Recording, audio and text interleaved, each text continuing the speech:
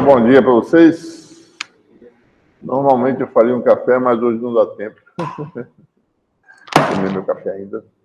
Bom, vamos começar então. A gente agora inicia um novo tema, né? Vamos começar o estudo da eletrostática. Corresponde ao capítulo 2 do livro-texto.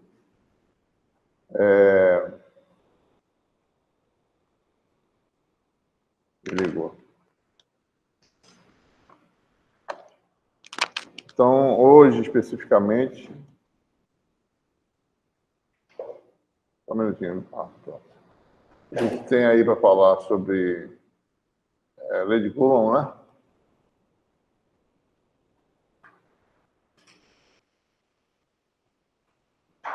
Lei de Coulomb, certo? Toda a teoria começa com a lei experimental. A lei experimental para a eletricidade estática, eletrostática, é a lei de Coulomb, que regula a força entre objetos carregados, né? Então, a partir dessa lei experimental, você tem toda a formulação para a eletrostática, né?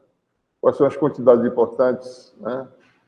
Aparece campo elétrico, aparece função potencial, aparece densidade de fluxo elétrica, aparece conceito de densidade de carga, entre outras coisas. Então, tudo começa com a lei experimental. A lei experimental vocês já conhecem bem, né? A gente só vai rapidamente descrevê-la. Já foi estudado para vocês em cursos anteriores, mesmo no científico, né? Desde como é famosa. Certo? E a partir dela a gente conceitua o que vem a ser o campo elétrico. Né? A partir do campo você determina a força, a interação entre partículas ou corpos eletrizados. E aí a gente começa a generalizar. Você começa com uma carga puntiforme, começa a juntar as cargas, formam um corpo macroscópico eletrizado. Então, a gente começa a determinar campo de algumas configurações. E a gente obtém a primeira propriedade fundamental da eletrostática, que é a lei de Gauss, uma lei de conservação, que ela, na realidade, ela se torna uma das equações de Maxwell na sua forma final. Né? Certo? A gente vai ver que com essas coisas que a gente vai falar, a gente obtém relações integrais, né? E também relações diferenciais. Essas relações diferenciais são as equações de Maxwell. Né? A gente vai ter uma primeira equação de Maxwell aqui, na verdade, duas equações. Quando terminar essa parte de eletrostática, a gente vai estar concluindo duas equações de Maxwell, uma de forma parcial, válida apenas para campos estáticos. Certo? Bom, então, em 1785, Coulomb conseguiu desenvolver esse instrumento de alta precisão, né? Chamado a balança de torção. Eu tenho um link na nossa webpage para um vídeo que mostra mais ou menos como é que funciona essa balança. Né? Eu não vou mostrar aqui porque vai atrapalhar o nosso vídeo, vai ter problema de direitos autorais, daí eu vou ter que tirar essa parte do meu vídeo. Então sugiro que vocês dêem uma olhadinha lá na nossa webpage, a gente pode talvez ver aqui, certo? Só um link, onde é que está. Deixa eu ver se está. Ela está fora do ar, porque faltou energia. Não vai abrir, eu acho. Não abriu, não sei como. Não sei como é que ele... Não sei se ele vai entrar. Está no ar, deixa eu ver aqui. Deixa eu ver se aqui. O link está aqui, tá certo? Deixa eu ver se tem aqui alguma coisa aqui embaixo. Não está aqui, né? Está aqui, ó. Experimento da balança de torção de corpo, tá? Eu acho que a página está fora do ar. Se eu der um Ctrl R aqui, ela não vai... Está funcionando. Está achando estranho, que faltou energia, ela está no ar. Bom, então está aqui, certo? O link. E vocês dêem uma olhadinha lá para... Eu fiz as legendas em português, o vídeo está em italiano, né? Botei as transcrições em português, para vocês poderem entender. Tá? Bom, então o que nós temos? Com essa balança de alta precisão, que até hoje é difícil reproduzir esse experimento. Tá? Para fazer experimento, essa balança tem que ser muito bem feita. Os elementos têm que ser que tem um barbante bem leve que segura essa barra, tá certo? Esse aqui você ajusta a torção no fio, né? Enfim, você ajusta parâmetros aqui de forma que você possa medir forças. Você bota duas partículas carregadas de mesmo sinal, geral, né? E mede a deflexão de uma barra, né? Você ajusta a torção no fio, mede normalmente a deflexão e vai medindo a dependência da força com a distância. Basicamente é isso. E você pode mudar a magnitude da carga e ver de que forma a força depende da carga. Então você tem aí objetos que a gente chama de carga putiforme, que você já conhece também, né? Duas cargas putiformes são dois objetos de qualquer tamanho. Tá? Você tem dois objetos aqui de qualquer formato, certo? Carregado, tem outro. Tá? Se você estiver muito distante um do outro, isso aqui se torna um ponto, isso aqui se torna outro ponto. Ponto de carga putiforme. Então, cargas putiformes são objetos carregados que interagem a uma distância que é muito maior do que a dimensão típica. Se a dimensão típica desse objeto aqui é mais ou menos d, né? Se essa distância aqui é d maiúsculo, então essa carga dita putiforme se d muito maior do que d minúsculo. Né? Então, imagine, né? Objetos de qualquer que seja o formato, né? Muito longe, se a distância é muito grande, se torna um ponto localizado, né? Aqui é outro ponto. Então, você tem cargas putiformes. Então, a lei de Coulomb se aplica para objetos que tenham dimensões pequenas em relação à sua separação. Pontos de carga. Certo? Então, o que se observou? Né? Algumas propriedades. Né? Antes disso, a gente observa que, para a gente poder falar sobre a lei de Coulomb, né? O que são as cargas? Existem dois tipos de cargas. Tá? Vou botar aqui, não sei nem vermelho nem azul. Deixa eu ver aqui. Pode saber. Pronto. Cargas de mesmo tipo se repelem, né? Cargas de tipos distintos se atraem. Né? O que se sabe? Massa é diferente. Massa é só um sinal, né? Sempre se atrai. E massa de mesmo sinal se atrai, né? Matéria e antimatéria devem se repelir. Né? Carga é quantizada. O quantum da carga elétrica é a carga do elétron, que vale de forma arredondada 1,60 × 10⁹ Coulomb. Unidade no Sistema Internacional de Unidades da Carga Elétrica, o Coulomb, né? Que é o sistema que nós utilizamos. Existe um princípio importante, que é o chamado princípio da conservação da carga. Né?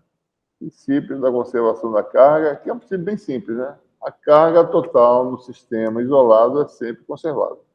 Não pode destruir nem criar carga. Tá? O que é um sistema isolado? Bom, sistema isolado é um sistema que não deixa nem entrar nem sair matéria, tá certo? Aqui tem um sistema isolado fictício, né? Tem um container aí, não entra nem sai matéria. Bom, nesse sistema isolado, a carga é conservada. Mas o sistema pode deixar entrar radiação eletromagnética, certo? Fótons. Campo eletromagnético. Ele não precisa ser isolado à radiação. Mesmo que entre radiação, o princípio é válido, certo? Nós sabemos que a radiação ela pode ionizar um átomo, né? Dependendo do comprimento de onda. Tá? O UV, né, por exemplo, ultravioleta. Né? Você joga ultravioleta num átomo, você pode arrancar o elétron do átomo. Tá? Mas o que acontece? Você tem aqui uma molécula neutra, né? Com a interação com o fóton, você pode arrancar o elétron separável, né? No núcleo positivo. Mas a carga total continua a mesma. Tá? O sistema ficou aqui dentro, né? Com a mesma carga. Então, mesmo que você tenha radiação e ionize o gás que estiver aqui dentro, né? Então a carga é conservada. Então, esse é o princípio da conservação da carga. Tá? A gente vai ver que tem uma equação lá no capítulo 4 para esse princípio. Tá? A gente precisa antes definir as quantidades para poder chegar nela.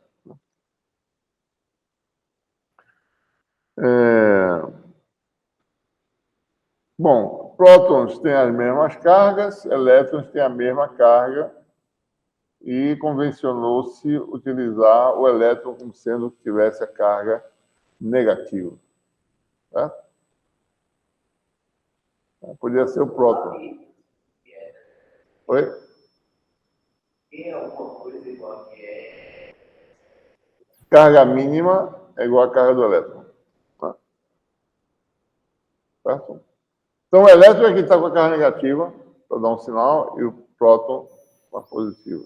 Né? Os íons positivos, os íons negativos, então são excesso de elétron ou excesso de prótons. Tem o nêutron também, mas o nêutron não tem carga, né?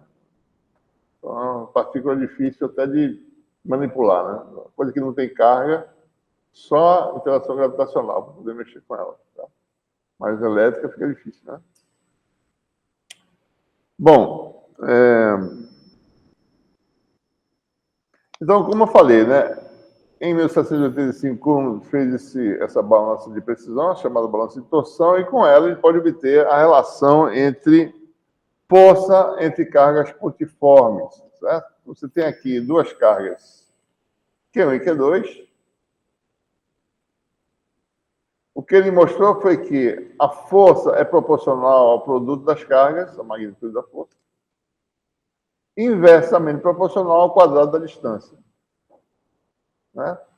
Linha de ação ao longo da linha que une as cargas, repulsiva se as cargas têm o mesmo sinal e atrativa se as cargas têm sinais opostos. Tá? Essas são essencialmente as conclusões da lei de Coulomb. Então, eu vou agora construir, né? Mais ou menos o que é a conclusão, e vamos agora colocar em forma vetorial. A força é um elemento vetorial, né? Você tem duas cargas Q1 e Q2. Então, a gente define o sistema de coordenadas, a origem é um lugar, tá certo? Posição da carga Q1, vamos botar o vetor posição aqui, ó. Começa a aparecer o vetor posição, que a gente falou já lá na revisão matemática. Posição da carga Q2, vetor posição. Tá? E o vetor de diferença é o que de x1 para x2, esse vetor aqui, tá? Esse é o vetor de diferença, que é x2 menos x1. Bom, o que em termos de magnitude, a força entre essas duas cargas, né, que foi que Coulomb mostrou, que é proporcional ao produto das cargas. Vou botar assim, tá? Por enquanto, a magnitude, tá certo? Módulo, né? Não se preocupar para onde é a força, se é atrativa ou não. Inversamente proporcional à distância ao quadrado. Distância é o módulo do vetor de diferença. Então, seria... Essa é a natureza escalar da força, certo? Aí, primeiro, a força é ao longo da linha de ação, que é essa linha aqui, e a força é repulsiva, se as cargas têm o mesmo sinal, e atrativa, se tem sinais opostos. Né? Então, agora vamos falar. A força que 1 faz sobre 2, agora vamos falar sobre o vetor.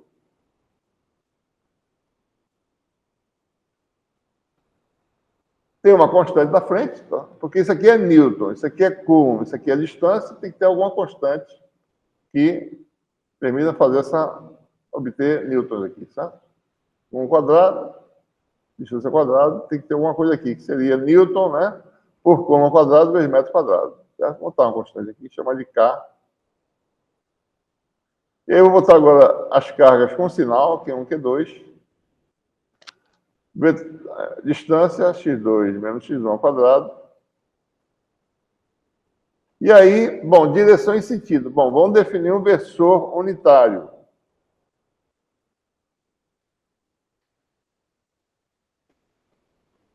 U, 1, 2. Né? E aí depois ver se faz sentido em termos desse versor 2. Ou seja, a força magnitude é dada por isso, quer dizer, a menos do sinal aqui, né? Aqui tem um sinal, certo? Vai dar alguma informação. Vezes esse versor, o 1, 2. que dá a direção e sentido. Tá? Tá? Então, observe, né? Agora a fórmula está completa. Certo? Força é o longo da linha de ação e no sentido de repulsão à atração. Bom, se o produto de cargas for positivo, que é repulsão, a força que 1 faz sobre 2 é empurrando 2 para longe. Tá? No sentido de 1, 2. Se o produto das cargas for negativo, a força é no sentido oposto a 1, 2, ou seja, Q1 puxa Q2.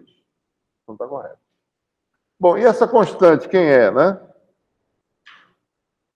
Bom, essa constante é a constante que vem do sistema de unidades. Quando fala em sistema CGS K igual a 1, no sistema SI, esse K vale, fatorando ele, né? 1 sobre 4π, epsilon 0. E aí aparece um primeiro parâmetro importante aí, né? Isso aqui é feito para, já eu digo os valores, tá certo? O epsilon 0 chama-se permissividade elétrica. Esse experimento é feito no espaço livre, no ar, tá certo? Permissividade, rigorosamente, é a permissividade elétrica do vácuo.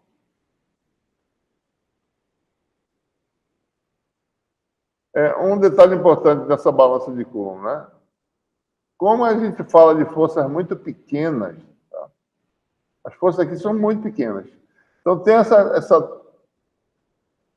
encapsulamento de vidro aqui para impedir que vento atrapalhe o experimento, certo? Der um ventinho do lado, destruir o experimento. Então, você tem que ser numa superfície, ó, você está vendo isso aqui? Isso aqui são ajustes para você equilibrar direitinho, horizontalmente, né? A balança. Né? E você tem essa coisa graduada para medir essa deflexão com detalhe, com bastante precisão. Isso aqui para proteger de qualquer perturbação externa, né? Bom, então o nome é esse, permissividade elétrica. Quanto é que ela vale? Ora, esse cara aqui, vocês devem já lembrar, né? Isso é da ordem de 9 vezes 10 a nona, certo? Né? Aproximadamente, certo? Unidade, bom, Newton por Coulomb ao quadrado vezes metro ao quadrado. Né? Porque com isso, você fez isso vezes Coulomb ao quadrado, cancela Coulomb ao quadrado, cancela metro quadrado, fica Newton. Força em Newton, sistema SI. O epsilon 0 é 8,854 vezes 10 a menos 12, o inverso da unidade de K, né? Coulomb quadrado por Newton metro quadrado. Certo? Isso aqui define uma unidade que a gente vai ver, a gente vai visitar novamente. Essa unidade aqui chama-se Farad por metro. Tá? Então, por que a gente depois vai usar mais essas unidades? Essas são unidades mais elétricas, tá? Farad é unidade de capacitância, metro é metro mesmo, né? Sempre aparece em todo canto. A gente vai deixar de usar essa questão de unidade mecânica, né? Que tem a ver com mecânica. Tá? Então, a gente vai migrar para essa outra unidade aqui. A gente vai depois ver o que é esse, como é que ele aparece, tá certo? Essa unidade aí. Bom, esse é o valor correto. Se você calcular o K usando esse valor que aqui que é mais preciso, o K vai dar mais ou menos 9 vezes 9, tá? Vai dar próximo disso. Mas vamos aproximar K para 9 vezes 10 a nona, só para dar uma ideia de quanto é que é o epsilon 0 aqui. Né? O epsilon 0 tem um valorzinho aqui aproximado. Né? Só vamos falar um pouquinho dessa parte aqui.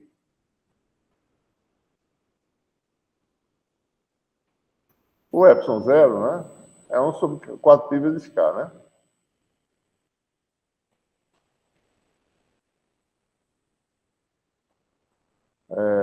Ora, então o epsilon 0 é quanto, né? 9 vezes 10 na nona, né? É 10 a menos 9 sobre 36π, né? Mais ou menos, tá? Isso vai dar 8,854 vezes 10 a menos 2. Tá? Ok? Então tem essa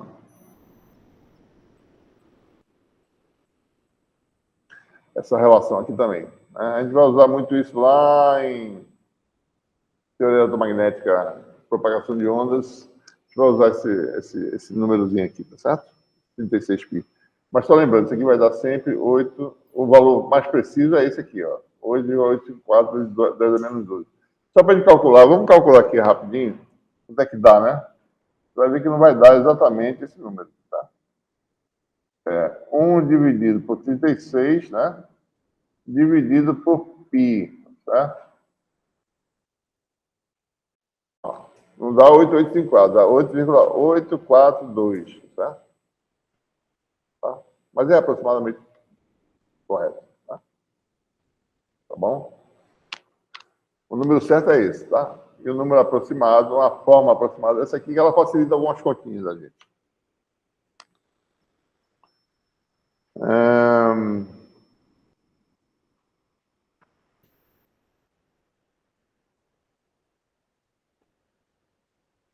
Bom, uma outra propriedade importante, a gente falou força entre cargas putiformes, certo?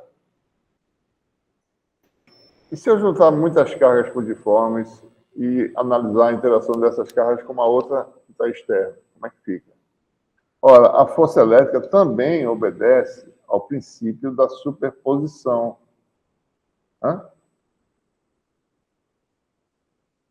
Se você tem N cargas em um sistema, digamos que esse sistema de N cargas se confirma numa região aqui, você tem uma carga externa QT. Tá? Ora, a força total sobre QT vai ser a soma vetorial tradicional das cargas individuais. Tá? Deixa eu fazer uma observação também quanto ao que a gente está falando aqui. A gente está falando em eletrostática, certo? É claro que se eu pegar esse sistema que vocês estão vendo aqui no quadro, né, e soltar, essas cargas vão começar a se mexer, certo? Né? Ou vão ser puxadas para algum lugar, ou vão se repelir se for de mesmo sinal, ou começar a se mexer, vai ter movimento. Tá? Então, a eletrostática é, você imagina que alguém está segurando essas cargas no lugar. Tá? Então, naquele momento, ou você pode pensar assim, naquele instante de tempo que as cargas estão nessa configuração, qual é o campo? Tá? É possível ter um sistema de estático de cargas. Pega uma esfera condutora, carrega ela e deixa ela carregada. O sistema se estabiliza numa configuração final de carga na posição final. É isso que vai acontecer. Tá? Então é isso que a gente está imaginando, que essas cargas estão aí configuradas, estão paradas. Então a gente tem eletrostática. Né? Tá certo? Então saibam que se você tem carga acelerando, fazendo isso, ela emite radiação eletromagnética. Né? Algo que a gente vai ver lá no capítulo 11, segundo curso. Tá? Então a carga tem que estar parada, no máximo em movimento uniforme, né? Ela produz no campo B. Tá? Mas se ela acelerar, daí emite radiação. Já é outro fenômeno que aparece. Então está tudo no estático, campo eletrostático. Bom, então se você tem um conjunto de N cargas, vamos enumerar essas cargas da forma que a gente está mostrando. A localização da iésima carga esse XI aí, tá? Tem duas cargas específicas, né? N cargas. Carga de teste QJ, a força que QI faz sobre QT é FI, a força que QJ faz sobre QT é FJ. Se eu pegar todas as forças do sistema sobre a carga, eu vou ter uma força total. E essa superposição é exatamente a força final, tá certo? Então, como é que a gente calcula, né? Soma das forças individuais. Cada força é QI, QT sobre a distância, vezes o vetor de diferença, soma, né? Eu esqueci de falar para vocês a forma final da lei de Coulomb, né? Eu falei aqui, mas acabei esquecendo, tá certo? A gente parou aqui, não foi? Só que esse U12, quem ele é? Tem que expressar todo mundo em termos dos parâmetros que aparecem na figura, né? Vetor, posição e carga, certo? Ora, esse 1, 2 aqui, quem é? Né? É o vetor de diferença sobre seu módulo.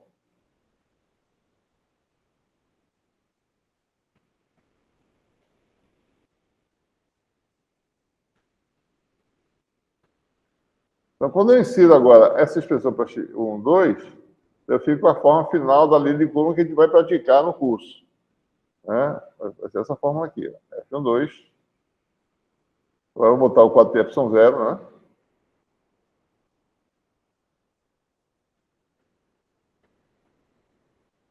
Vai ficar o quê? x2 menos x1 sobre módulo ao cubo.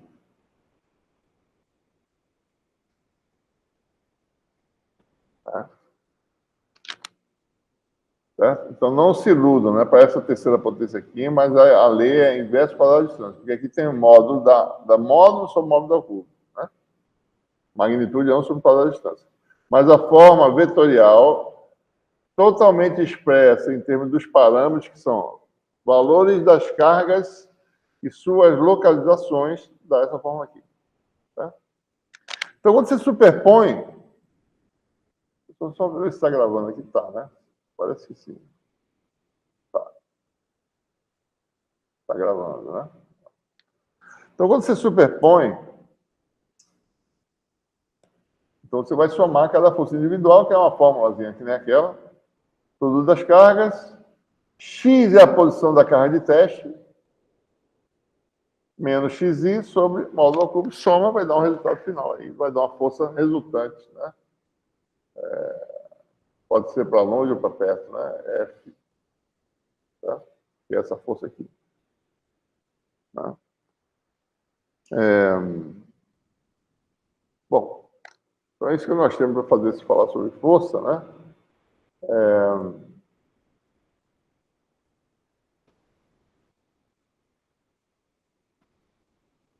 Vou fazer um exemplo rápido aqui, tá? De cálculo, né?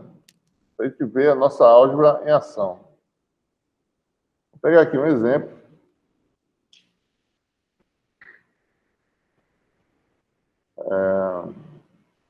Então, você tem aí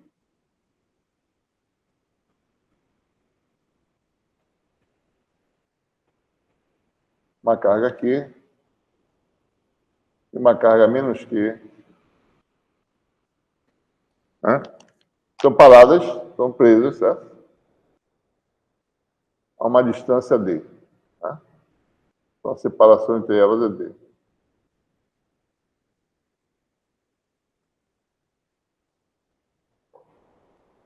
Daí eu venho aqui, nessa linha que passa pelo meio dessa linha aqui nas duas cargas, e coloco uma carga de teste nesse ponto. Eu pergunto, exercício, né? Qual é a força F sobre a carga de teste? Chamar de Q0, né? Vou chamar de Q0. Quem é a força sobre a carga Q0? Bom, como é que a gente faz? Né? A gente pode fazer assim, usando trigonometria, ou a gente pode definir um sistema de coordenadas, usar a nossa álgebra vetorial e calcular. Vamos botar uma distância, né? Essa aqui é D, chama essa aqui é H, tá certo? Então, o que você tem que fazer? Bom, eu vou fazer o sistema de coordenadas conveniente, de forma que eu possa calcular vetorialmente, né? Então, eu vou fazer o sistema de coordenadas XY. Vou botar o eixo Y passando pela carga Q0.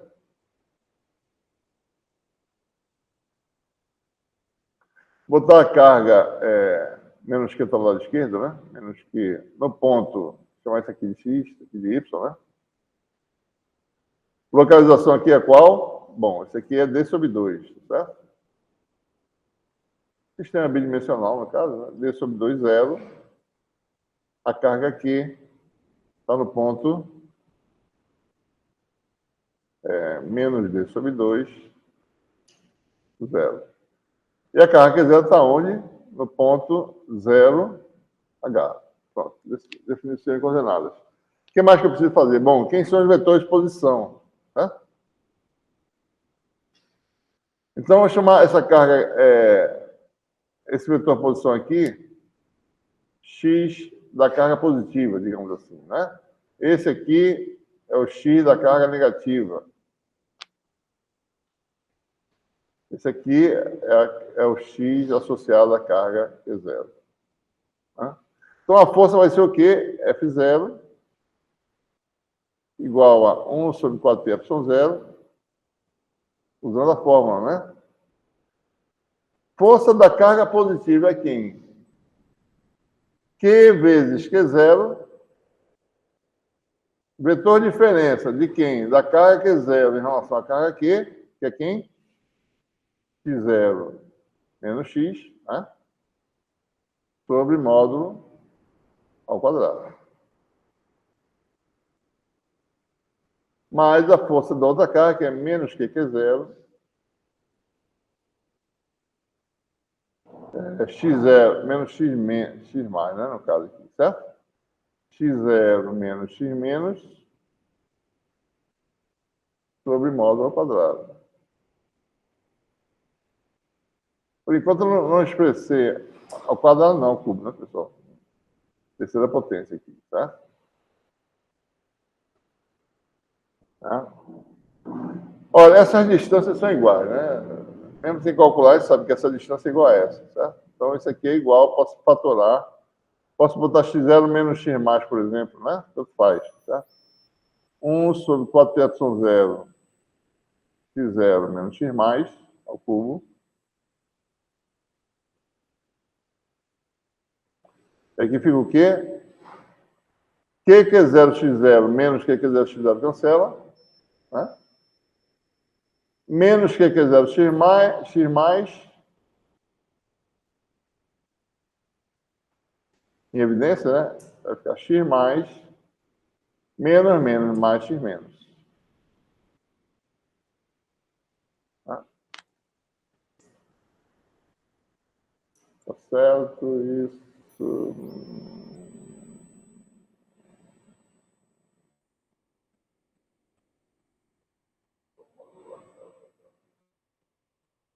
Aqui está o quadrado tá errado. Estou vendo se está certo isso.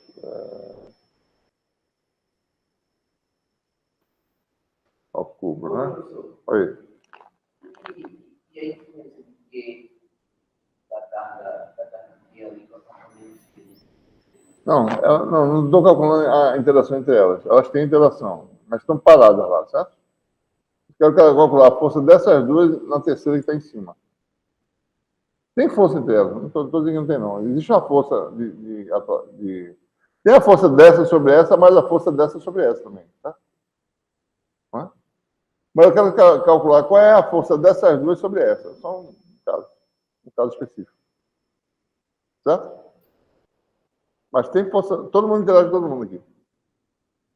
A gente imaginou, vamos fixá-las, a maneira que elas estão presas, nesse momento, qual é a força de um grupo de carga sobre a terceira, tá? É isso que está falando. Deixa eu ver se tem alguma coisa errada aqui, tá certo? Ó, QQ0, x0 menos x mais, tá? Mais essa força menos QQ0, x0 menos x menos. A mais, né, pessoal? Não menos, né? Tá certo, menos.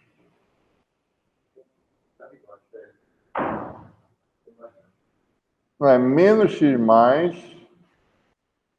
x menos. Não, menos x mais não, tá certo. Tem um erro aqui, né? Tem um errinho aqui, ó. Aqui é menos x mais x menos. Então, menos x mais tá certo. Menos x mais x menos. Pronto. Menos x menos dá mais. Menos x mais x menos. Então, é x mais menos x menos, né? X mais menos x menos é quem? Ora, se x menos é menos x mais, isso aqui é x mais x mais, né? Que é igual a 2x mais. Que vale... Quem é x mais? Menos d sobre 2 a z, né? Então, menos d a x. Tá? Então, essa é a diferença da menos d a x. Esse menos com menos dá mais. Então, a força vai dar quanto?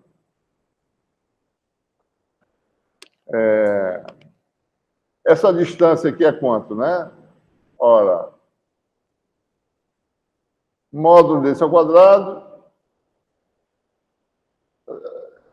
isso ao quadrado mais isso ao quadrado, porque são ortogonais, raiz. H2 sobre 2, H sobre 2,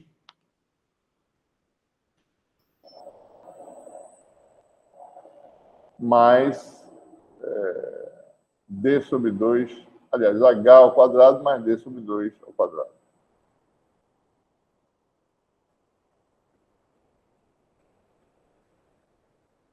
E o resultado deu menos 10. A gente vai ver se faz sentido já, tá certo? Vamos terminar a conta. Pode deixar assim mesmo, né? E o resultado final já. Então, a força é horizontal para o lado esquerdo. Né? Certo? Vamos ver se faz sentido aqui, nesse diagrama aqui. Aqui está a carga.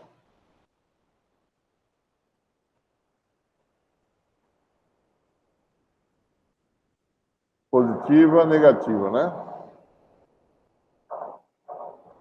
A força de Q sobre essa carga, que é zero, faz isso, certo? É repulsão. Né?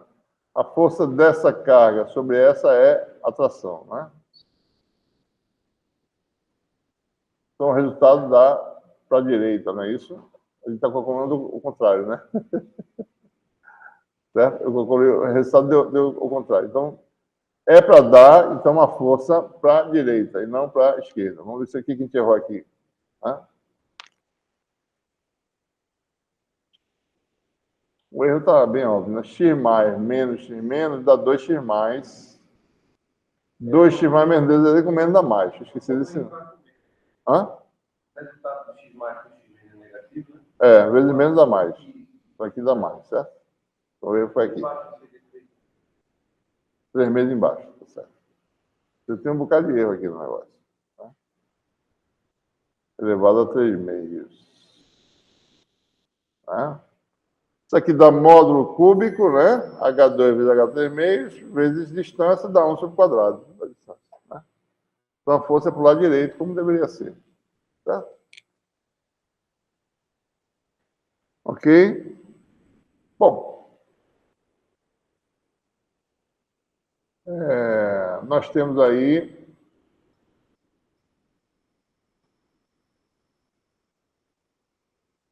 essa força elétrica, né? Bom, surge então um conceito super importante, né, em toda a teoria de campo de força, que é o conceito de campo elétrico. Então, suponha que você tem um grupo de cargas aqui, certo? Como essas que eu acabei de mostrar. E tem uma carga de teste aqui externa. Eu posso determinar a influência desse grupo de cargas sobre essa carga de teste, fazendo o quê? Admita que essa carga, por um momento, seja positiva. Tá? Então, meço a força sobre a carga. Para que essa quantidade seja independentemente dessa carga, eu divido pela carga. Tá? Quando eu faço isso, ou seja, a força que esse grupo exerce sobre essa carga, dividido pela carga, o resultado não depende da carga de teste. Tá? Eu meço a influência, eu coloco a carga de teste, meço a força, divido pela carga, eu sei qual é essa influência. Essa quantidade, que é essa razão, é chamada do campo elétrico. Né? O campo eletrostático. Tá? Ele diz mais ou menos qual é a influência desse grupo de carga na sua vizinhança. Como é que eu sei essa influência? Bom, tem alguma coisa acontecendo ali. Como é que eu sei? Coloco uma carga de teste e vejo se ela se afasta ou se aproxima. Né? Se essa região predominantemente de cargas positivas, a tendência dessa carga de teste é se afastar. Né? Se a predominância é negativa, a tendência é se aproximar. Né? Então, o campo elétrico dá esse sentido de para onde essa carga positiva vai, ou para longe ou para perto. Né? Então, o campo elétrico, representado pelo E maiúsculo aqui no nosso curso, né, é força medida sobre a carga de teste. Unidade, newtons, que é força, né, por coulomb, que nos define uma nova unidade, que é o volt por metro. Certo? O volt, aqui no caso, Tá? Essa razão Newton por Coulomb, que é a unidade de campo elétrico, é também escrito em termos de unidades elétricas, né? Aparece de novo aqui o volt, unidade de tensão elétrica, né? Por metro. O que é volt nessa definição? Ó, volt vai ser Newton metro por Coulomb. Newton metro pode ser tanto torque quanto energia, trabalho. No caso específico aqui, o volt tem conexão direta com energia. Na verdade, é joules por Coulomb. Tá? Newton metro é joules, tá certo? Ou é joule ou é Newton metro, que é torque, né? Então, joule por Coulomb. Porque tem essa conexão real, física, entre energia e tensão. Tá? Então, campo elétrico, nova quantidade, é algo que diz a influência, né? A influência elétrica no espaço. Ela é medida colocando qualquer corpo eletrizado nessa região de influência. Se tiver campo elétrico, esse corpo vai sentir efeito. Né? Então, em resumo, o que é o campo elétrico? Ele é devido ao sistema de cargas, né? Inteiramente, não depende de uma carga de teste. Ele mede essa influência do sistema de cargas, não depende da carga de teste, direção em sentido é a direção em sentido dessa trajetória inicial da carga. Então, você está aqui, certo? No espaço. Isso aqui é uma região elétrica, tem cargas elétricas aqui. Bota uma carga de teste aqui, certo? Se a carga fizer isso, o campo elétrico aponta nesse sentido. Bota uma carga positiva, certo? Então, o campo elétrico faz isso. Se a carga positiva vier para cá, o campo elétrico aponta no sentido desse vetor. Né? Então, é no sentido da força sobre a carga positiva. O sentido do campo elétrico é o mesmo sentido que você observaria da força sobre uma carga de teste positiva. Tá? Certo? E com isso surge o conceito de linhas de campo, linhas de força, né? Que mostra essas trajetórias fictícias.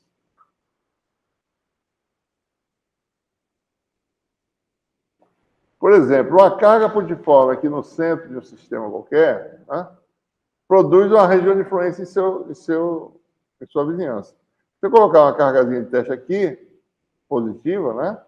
Essa carga aqui, se ela for positiva, né, ela vai fazer o quê? Ela vai repelir, né? Se eu colocar a carga aqui, ela vai fazer isso, certo? Colocar, ela vai fazer isso. Então, a carga positiva produz influência que tem essa visualização no espaço, né? Você observa, se você começar a juntar todos os pontos, ou seja, qual a trajetória que seria seguida por uma carga de teste positiva? Ao longo dessa linha, ao longo dessas linhas radiais que eu estou dizendo aqui agora. Né? Essas linhas radiais são o que a gente chama de linha de campo. São as trajetórias iniciais dessa carga de teste. Né? Soltar a carga de teste, ela vai embora ao longo da linha. Tá? Por outro lado, se eu tivesse uma carga negativa e colocasse uma cargazinha de teste positiva aqui, qual a tendência da carga de teste? Se aproximar da minha carga negativa. Né? Então, tem linha de campo também, radiais,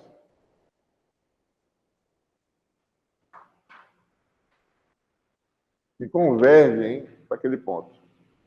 Então, ou seja, imagina aqui, né? Uma carga positiva tem essas linhas de campo, vou agora botar as linhas, todas elas, radiais,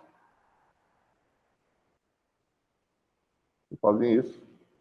É uma forma de você visualizar, olha, a trajetória de uma carga de teste seria mais ou menos essa aí, tá? Ao longo dessas linhas. Imagina as cargas sendo repelidas, né? As linhas de câmbio de uma carga negativa são parecidas, só que são orientadas em direção à carga. Então, vocês veem que essas linhas, né, a gente olhando, visualizando essas linhas, vocês já veem, tá certo? Que tem aí uma coisa característica, né? Linhas que divergem de um ponto, linhas que convergem de um ponto. Fonte sumidouro, fonte sorvedora. Tem a ver com o divergente que ele falou na aula anterior, no capítulo 1, certo? A gente vai explorar isso aí. Então, por exemplo, qual é o campo de uma capa de forma na origem?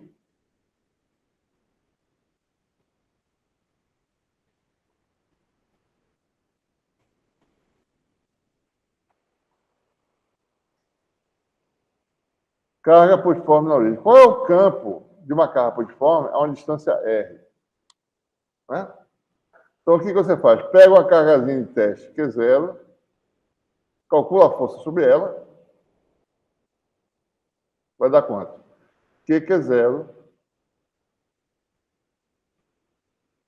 Vou botar agora como é que seria a forma. 4πε0 R2, né? Distância ao quadrado. Direção e sentido de quem? Do versor radial. Bom, o versor radial nós conhecemos, né? O nosso famoso AR de esféricas. Essa é a força sobre Q0, né? Quem é o campo elétrico nesse ponto, a uma distância R de Q? Basta dividir por Q0. O campo é Q sobre 4πr2 AR. É o campo. Campo elétrico de uma carga podiforme na origem é Q sobre 4πr2 radial. O campo é no sentido de AR se Q for positivo, no sentido oposto se Q for negativo. Tá? Certo? Bom, e como é que são essas linhas de campo para outras situações, né? Falar um pouquinho sobre isso de forma mais qualitativa.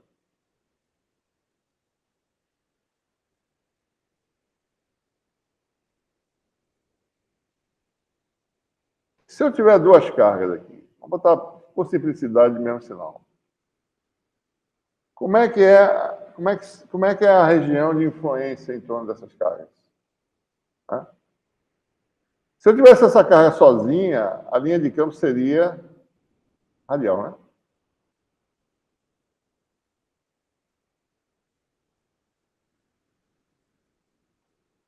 E aqui também, se ela estivesse sozinha, a linha de campo aqui seria radial.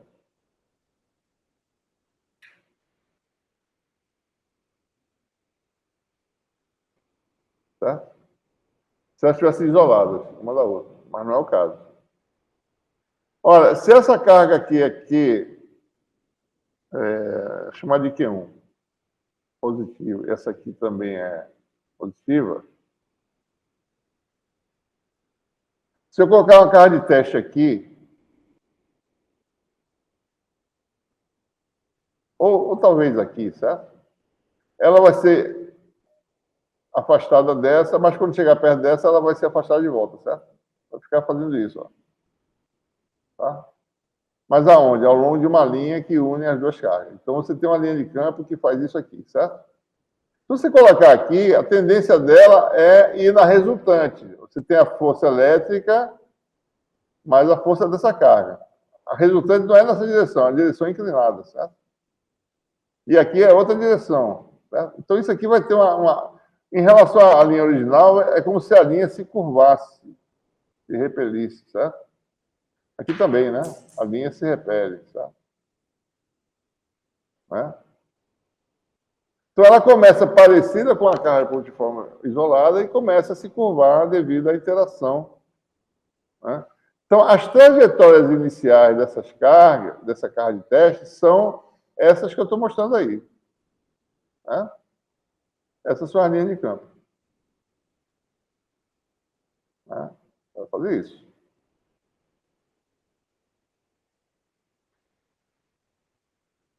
você botar uma carga aqui, ela vai seguir ao longo de uma linha que é ortogonal às duas.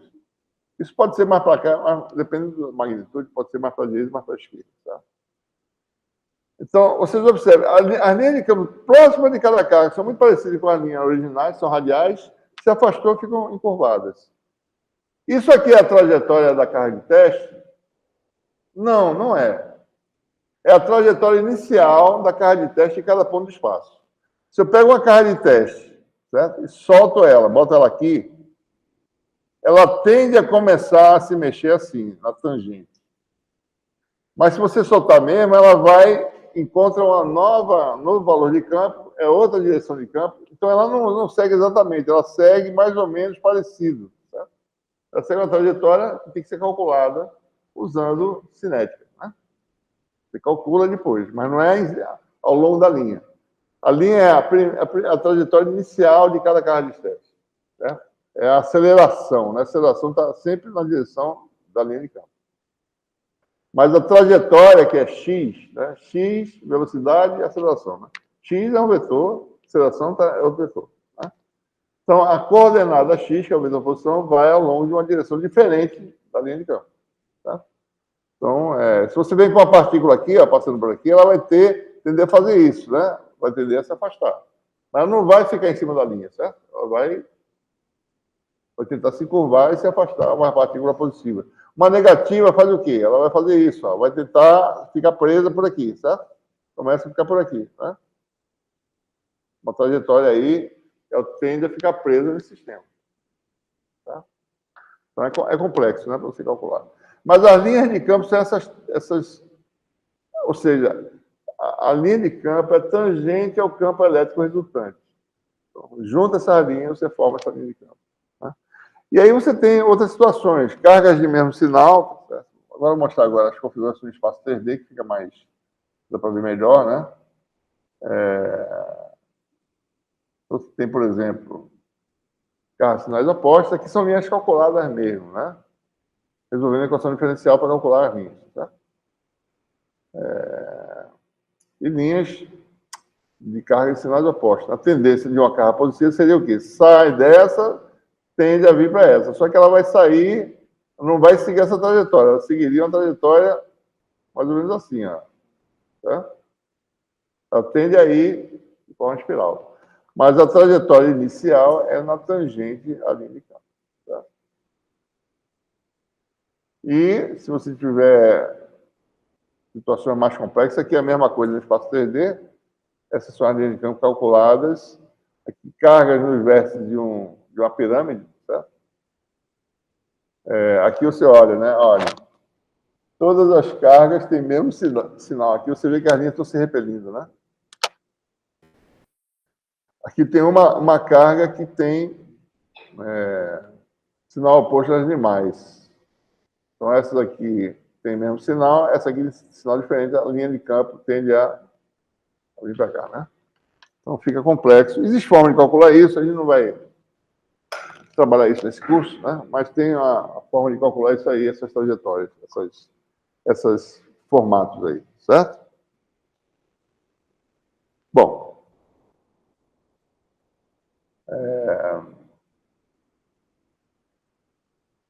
Bom, a gente começa com uma carga putiforme, né? Junta um grupo de cargas, calcula o campo. Ora, existem situações em que você tem um volume macroscópico com muitas partículas, né? Matéria, certo? Muitas partículas, né? Se você pegar um volume matematicamente diferencial, chamado de develinha, então, dentro desse develinho, você tem uma quantidade enorme de cargas. Certo? Por exemplo, num cristal, a distância entre átomos é da ordem de 3 angstroms. Né? Distância num cristal, num sólido, mais ou menos, a distância típica é da ordem de... se você botar um cristal cúbico aqui, certo? Distância entre átomos é da ordem de... São números importantes para vocês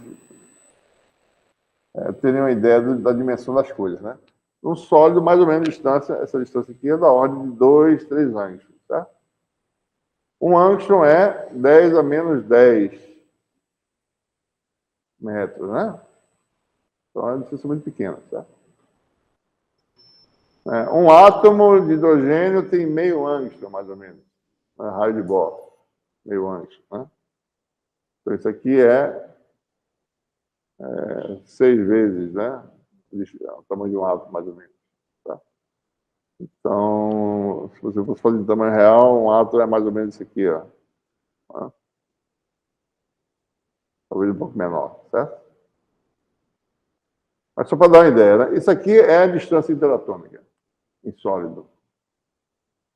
Então, matematicamente, um volume diferencial é um volume que tem um tamanho típico que seja muito maior do que 3 angstroms. Né? Então, se eu pegar um paralelepípedo cujo lado seja da ordem de 30 angstroms, quer dizer, muito maior, quer dizer, 10 vezes maior, começa a ser muito maior. Né? 30 angstroms tem muita coisa, certo? Né? Então, vai ter o quê? 10 átomos em cada lado, né? Tem 1000 átomos aqui dentro já, certo? Temos já 1000 átomos dentro desse paralelepípedo aí. Isso para a gente já é matematicamente diferencial. Né? A gente sabe que a matéria é toda esburacada, mas se você pega um tamanho da ordem de 30 angstroms, você pode considerar que isso é um volume diferencial. E o volume diferencial tem muitas partículas. Se cada partícula solta uma carga, tem aqui 1000 elétrons, 1000, sei lá, 1000 íons. Se esses átomos estão ionizados, por exemplo, são 1000 íons. Né? Então, ou seja, a gente pode falar, pode imaginar, né, numa escala de campo que seja muito maior do que 30 angstroms, certo? Se você quer medir quantidades que variam numa distância de micron, que é 10 a menos 6, né?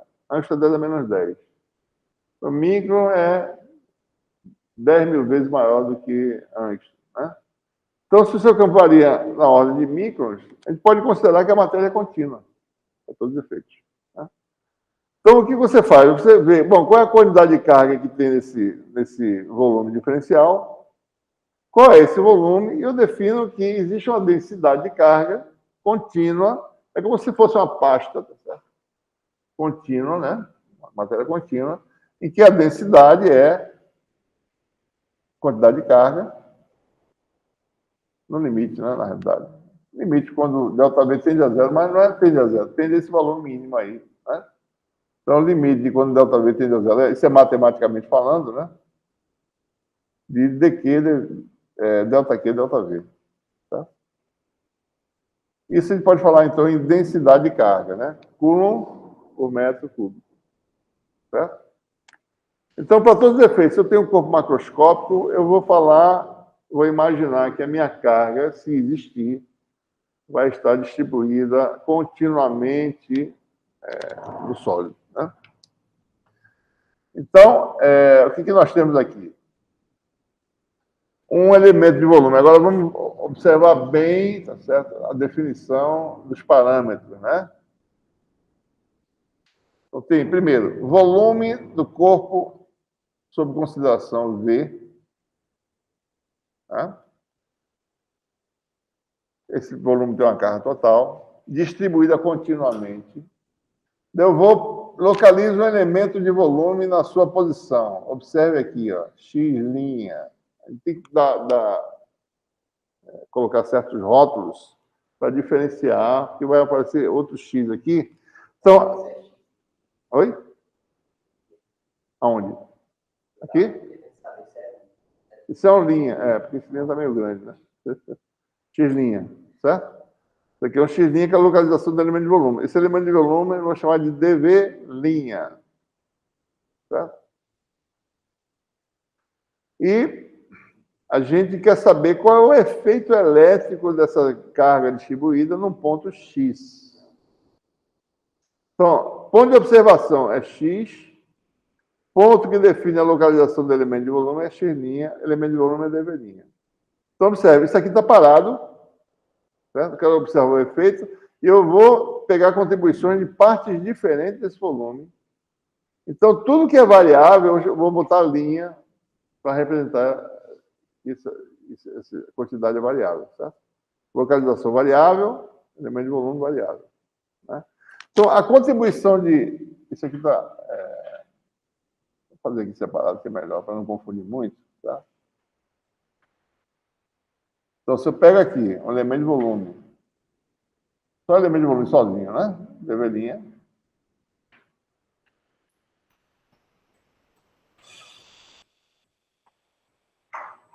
Contribuição dele para o campo total, lembrando que o campo obedece ao princípio da superposição, vai dar um DE, né? Só esse elemento de volume dá uma contribuição DE no campo. Certo? Quem é esse campo DE, né? Nós temos a fórmula. Observe, a matéria também tem outra observação importante. Aquele parâmetro epsilon zero lá é algo que vai mudar se você tiver outros meios. Por exemplo, vácuo é uma coisa, água é outra coisa. Carga dentro d'água tem um efeito, carga no vácuo tem outro efeito diferente. Né? Então, esse parâmetro aqui é a permissividade do meio, no caso é o vácuo. Então, por enquanto, está no vácuo. A matéria é o quê? São essa coisa toda esburacada, que tem átomos e vácuo. Tá? Então, são cargas no vácuo. Então, para todos os efeitos, o epsilon é epsilon zero, então, todos os cálculos aqui. Tá? Então, o campo elétrico, devido a essa carga aqui você tem a carga dQ, né? Só lembrando, né? dQ é a densidade de carga, chamada de ρ, certo? Que é uma função da coordenada x', vou botar aqui o argumento dela, ρ de x', vezes dV'. Tá? Isso é a mesma coisa que eu falei antes, a densidade de carga, ρ de x', é dQ dV'. É a razão, certo? Quer dizer que eu calculo dQ multiplicando ρ por dV'. Tá? A contribuição dessa carga dQ é dE igual a dQ x menos x', vetor de diferença, sobre 4πε0 módulo ao cubo. Tá? Essa seria a contribuição dessa carga. Mas em termos parametrizando em termos da geometria do sistema, então isso aqui vai dar dE igual a ρdV, né? Vou botar aqui o dV na frente. Ρ de x', x menos x' sobre 4πε0 módulo ao cubo, tá? E, finalmente, bom, essa contribuição de um elementozinho elementar, de um elemento de volume, né? Então, o campo total é a soma, né? Ao longo dessa distribuição. Essa soma é integral. Integral tripla, integral de volume. Campo elétrico, aonde, no ponto x, a função das coordenadas é igual a integral de volume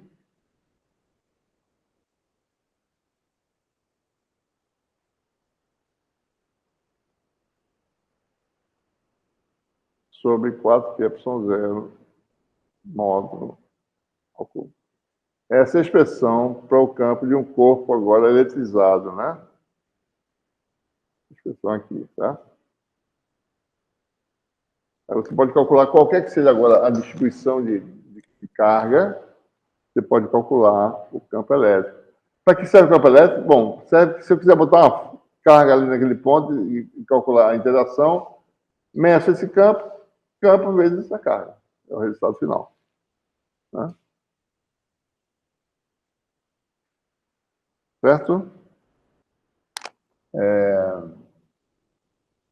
Essa expressão para o campo elétrico é uma das possíveis expressões, né? A expressão para a distribuição de carga no vácuo, né? Isso aqui é uma expressão colocada na forma de uma superposição de campos. Tá? É uma integral, né? Tá. Em alguns casos, a gente vai lidar com volumes que têm praticamente duas dimensões, né? Por exemplo, você pode ter aí uma placa, né? O volume pode ser uma folha, praticamente uma. uma região bidimensional, né? Uma superfície, ou seja, uma placa com uma espessura bem pequena, certo? Então, para todos os efeitos, você tem aí uma superfície, né? E não um volume. Esse aqui é tão pequeno que você pode admitir que o seu volume é uma área, né? Você também pode ter também uma região unidimensional, praticamente. Um cilindro cuja seção transversal seja muito pequena, tá?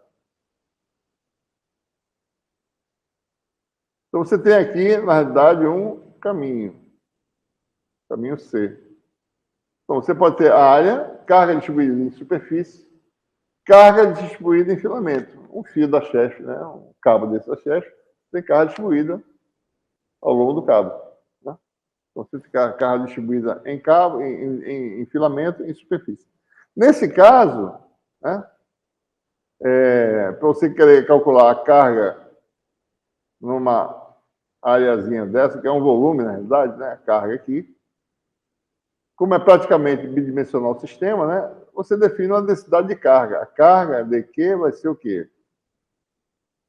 Uma densidade superficial de carga, chamada ρS, vezes o elemento de área, de sigma linha.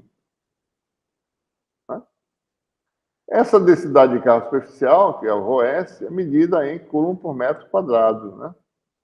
A volumétrica é coulomb por metro cúbico, essa aqui dá coulomb por metro quadrado. Mesma coisa aqui, né? Você pega um comprimentozinho dl', e mede a carga nesse comprimento. Ora, nesse caso, o dq é uma densidade linear de carga vezes o comprimento. Tá? Escalar, certo? Isso aqui é coulomb por metro, densidade linear de carga. Então, a gente fala nesses casos particulares, às vezes. Né? Superfície de carga, você fala em densidade superficial de carga.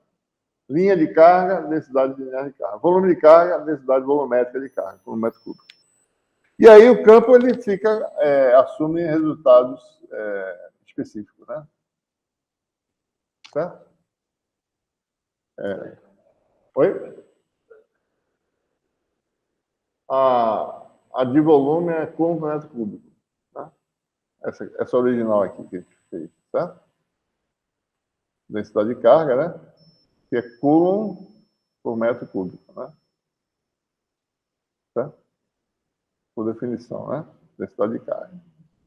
Se você vai, então, para essas situações mais específicas, né? Como eu falei, volume, a carga é ρdV, superfície é ρS de sigma, linha é ρLdL. Então, a integral que é de volume passa a ser uma integral de superfície.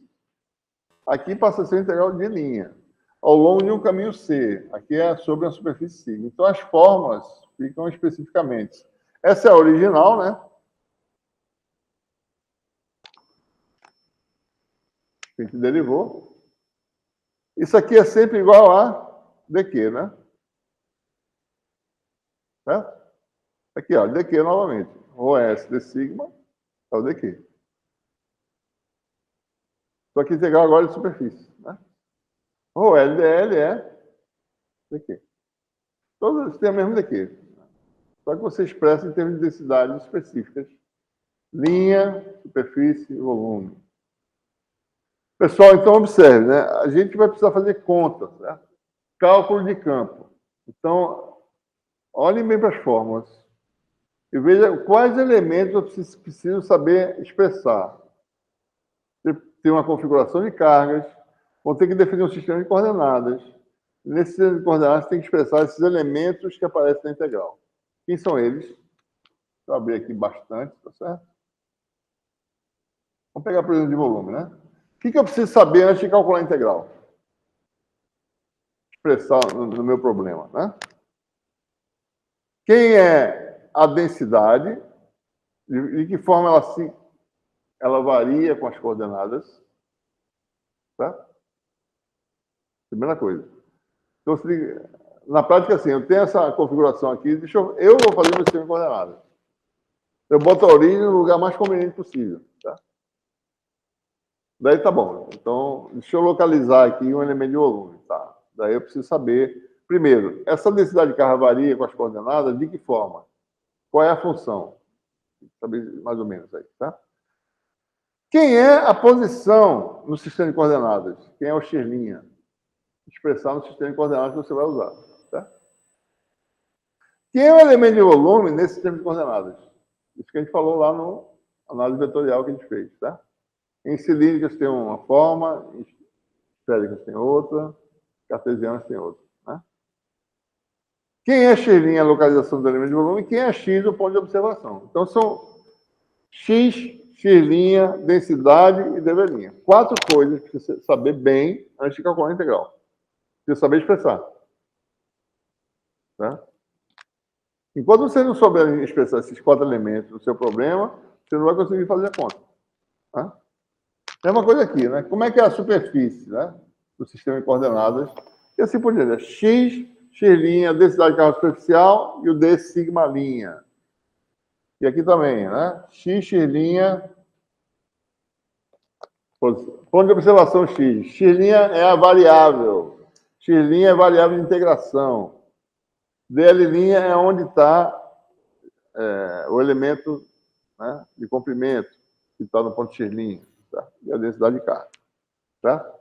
Então, essa é a estratégia para cálculo de campo usando esse princípio da superposição, essa expressão integral. Né? Observe, né? É uma integral de vetor. Né? Então, lembrando nossas integrações lá do capítulo 1. Né? Integral de vetor. Isso aqui é um vetor que aparece aqui. Certo? São 3 integrais, na realidade, se você fosse quebramento. Dependendo se de coordenadas você for usar. Tá? Então, são 3 integrais para ser calculadas. Né? Escalar, escalar, vetor, escalar.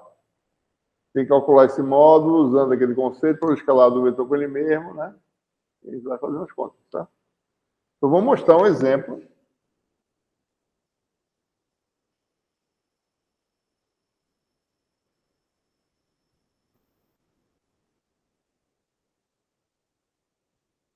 É um exemplo aparentemente simples, né? Mas que, pelo princípio da superposição, dá um certo trabalho.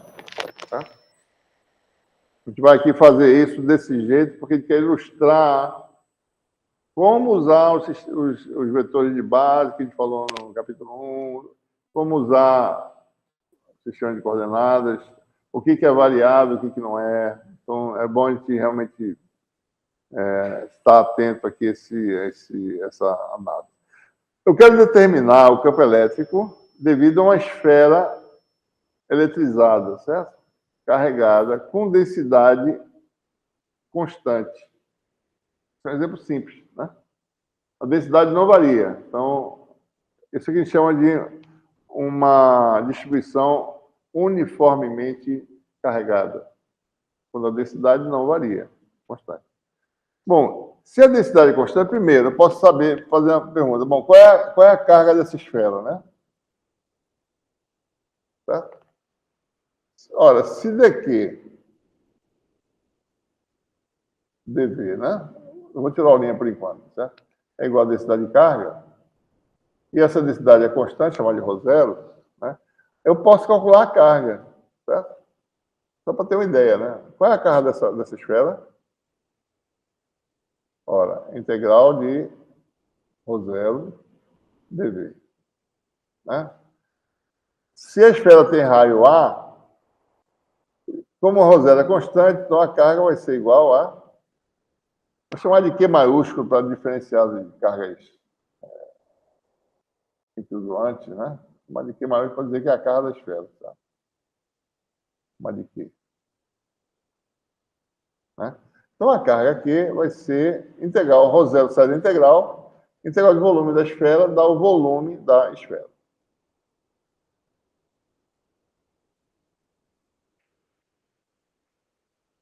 Então esse é o resultado, é fácil. A densidade não varia. Se ela variasse, eu teria que levar em consideração a variação. Tá? Ou seja, em termos da carga da esfera, a densidade de carga, que é constante em cada ponto, vale quanto?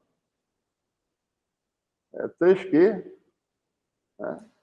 Sobre 4π3. Então, essa esfera tem uma densidade constante que vale 3 vezes a carga da esfera sobre 4π cubo do raio da esfera. Tá?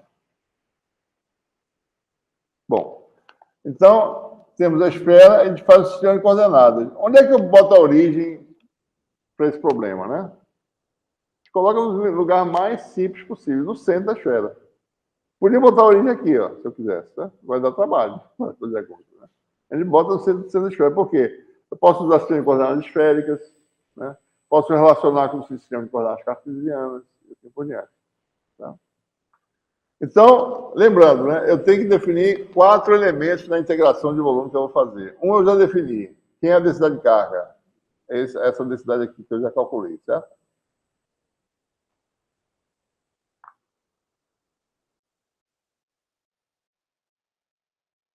Zero, né? Segundo, bom, onde é que eu vou calcular esse campo, né? Posso calcular em qualquer lugar, certo? Então, eu vou orientar meu sistema de coordenadas de forma que a ponta fique no eixo Z. Tá? Então, do jeito que eu desenho aqui, está para cima. Eu podia desenhar o eixo Z para cá. Ó. Isso também é lento, né? Podia botar o eixo Z aqui, dá para fazer X para cá, e para cá, etc. Né? Vou botar para cima que fica mais fácil. Tá? Então, aqui está o ponto de observação. Está no ponto de coordenada 0.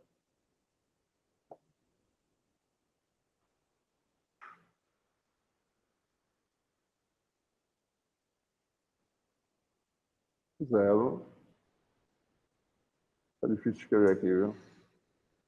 Esse sistema local aqui está difícil. 0, 0, 0. Ou seja, quer dizer que o vetor posição x, que é o vetor fixo, onde eu estou observando, é o vetor z a z. Né? Certo? Vou usar outra coisa aqui para ver se é melhor. Vou fazer isso aqui. Deixa eu ver aqui.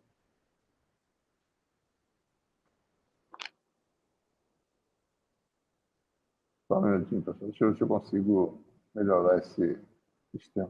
Engraçado, o Google Classroom, o Google Meet, ele deixa todo o computador lento. Né? Ele domina todo... Ele faz processamento local, eu acho. Bom, então esse é o vetor posição, certo? E o vetor que define o elemento de volume? Aqui está um volumezinho diferencial. Olha, meu filho, vamos lá. Dormindo, né? Coisa. Aqui está o volumezinho diferencial, certo? Deixa eu ver se eu faço um... Consigo escrever aqui. Só um minutinho. Olha, rapaz.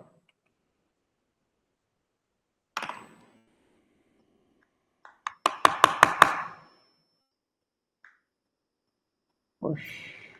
Aí, só um minuto. Ah, tá, final. Aqui está o volume diferencial, né? Certo? Eu não coloquei ainda quem é, né? Localização dele, x'. Ora, em esféricas, x' é a distância desse ponto à origem, que é R', né, que está aqui, vezes o versor radial em esféricas, que é a R'. Estou botando linha em todo mundo. Por quê? Para lembrar que essas quantidades são variáveis, certo?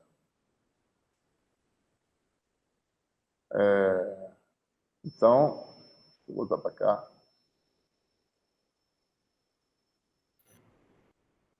Né, x' é um versor que vai até o elemento de volume, né? Está aqui. Distância R'. Versor é o versor a R'.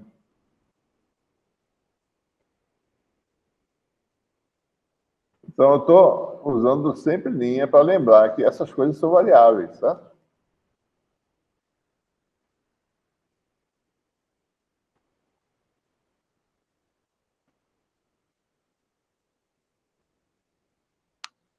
Né? Então, em esféricas, esse vetor aqui, ele subtende os ângulos polar, que é variável θ', o ângulo azimutal, que é o filinha. Né? Então, está aqui mostrando a figura. Né? Ângulo polar subentendido, teta linha variável, filinha. Para eu varrer todo o volume da esfera, a R' varia de 0 a A, teta linha varia de 0 a π, filinha varia de 0 a 2π. Elemento de volume em esféricas é quem? dV'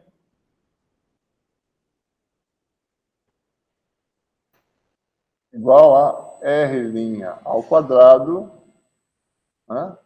dR', elemento de sólido, d ômega linha. Quem é d ômega linha? Aquele famoso seno de θ de θ linha de filinha.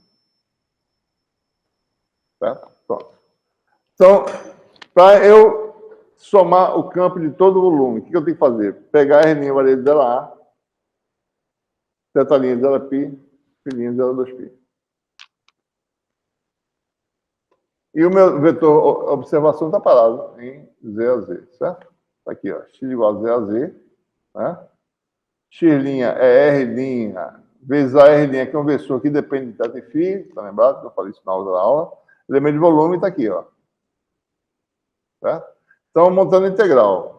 Integral de volume. Quem é constante sai da integral, certo?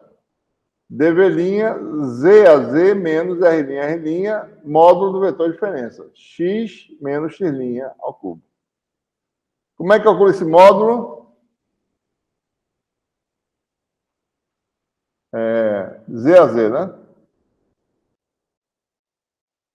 Menos R'. A R', como é que calcula o módulo? Observe que eu estou misturando dois sistemas, né? Cartesianas com esféricas, né? Antes de sair decompondo isso aqui, a gente primeiro tenta calcular o módulo usando a nossa fórmula. Tá? Isso aqui ao quadrado dá quanto? Produto escalar dele com ele mesmo, né? Primeiro vocês fazem isso, antes de fazer qualquer coisa, né? Usa primeiro, vai ao máximo que puder.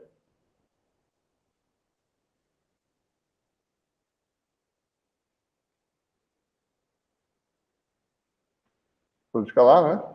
Vai dar quanto? Z2. É só calcular normalmente, né? R' com R' dá R2, mais R2, né? Daí você vai ter Z vezes R', menos, né? Produto escalar de AZ com a R', e de novo R' com Z, produto escalar de AZ com a R'. Então, é menos 2 ZR', AZ escalar a R'. Certo? E aí, o produto escalar de AZ com a R' não é difícil, né? AZ está nesse sentido aqui, e o R' está assim, né? Produto escalar, módulo de 1 dá 1, módulo do outro dá 1, cosseno do ângulo.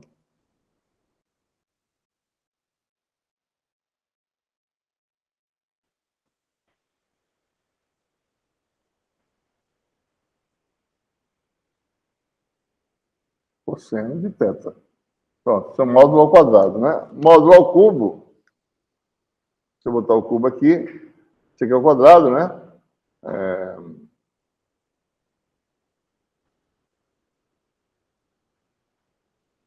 Para fazer o cubo, eu levo a 3 meios isso aqui, ambos os mesmos, né? Então, isso aqui vai dar quanto, né? Ao quadrado, 3 meios ao cubo. Então, isso aqui vai dar elevado a 3 meios. Pronto, esse é o denominador da integral, né?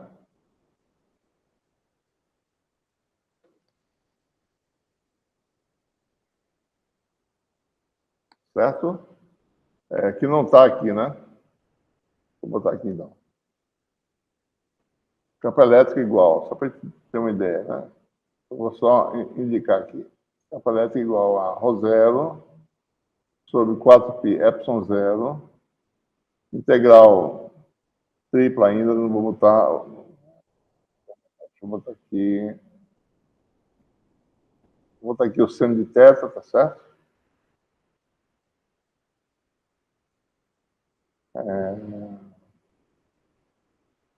De 0 a π, né? Integral de. Aliás, vamos botar o R no fim. Vou botar aí no fim. A gente vai escolher, eu estou escolhendo o que vai ser a parte final, certo? Vai ficar no fim aqui, isso aqui, R' ao quadrado de R'. A gente escolhe isso na hora de mexer, né? Eu já estou colocando na ordem correta. Depois a de θ, 0π, sendo θ' de θ'. E daí tem a integral de 0 a 2π, vou botar aqui. Daí aparece todo mundo, né? Rho 0, x menos x', que é z a z menos R' a R', sobre esse resultado aqui, Z2 mais R' ao quadrado menos 2R' elevado a 3 meios. Pronto. Essa integral a gente tem que resolver, né? Tá?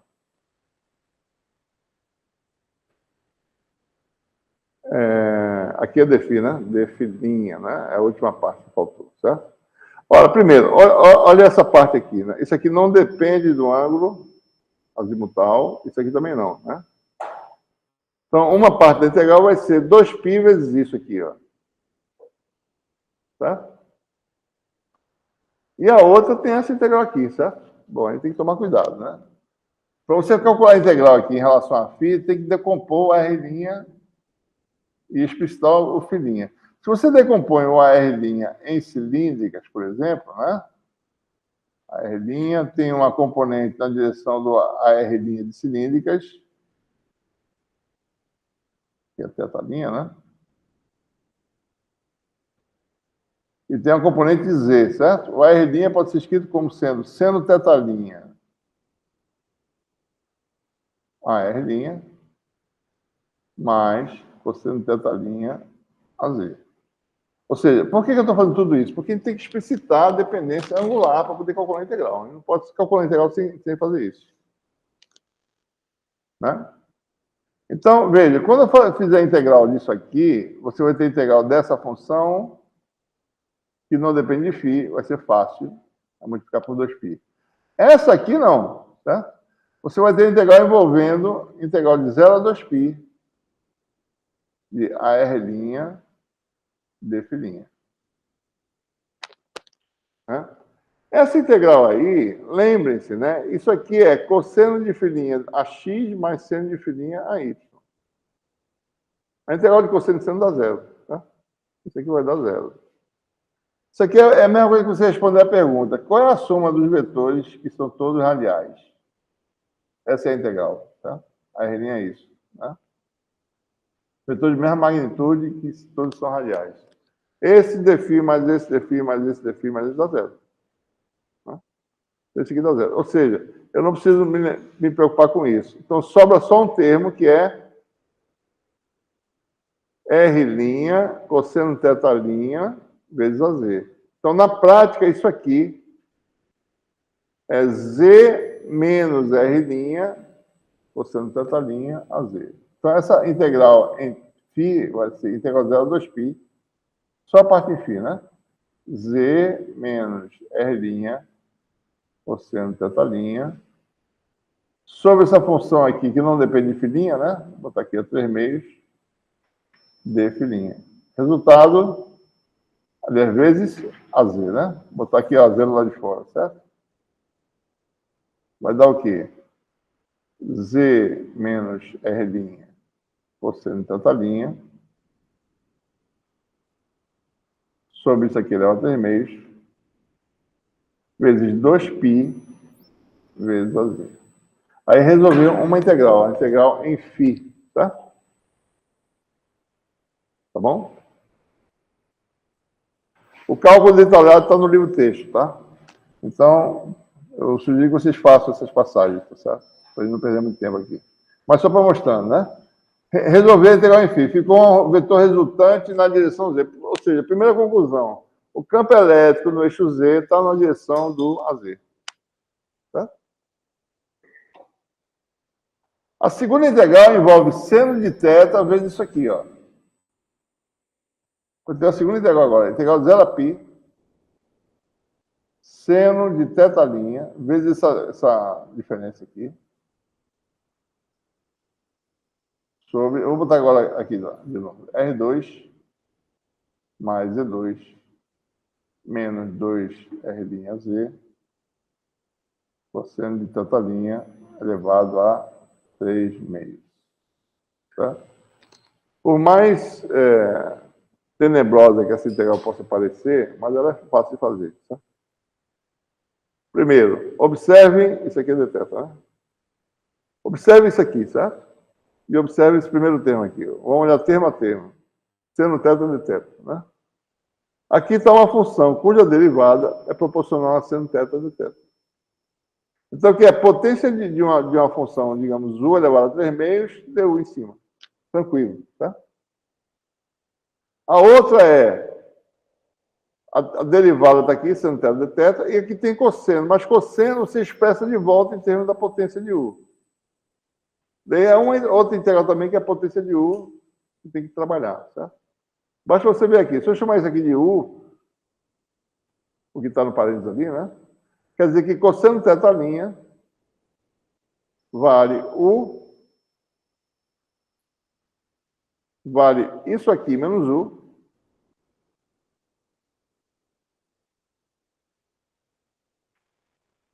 sobre 2R'(Z).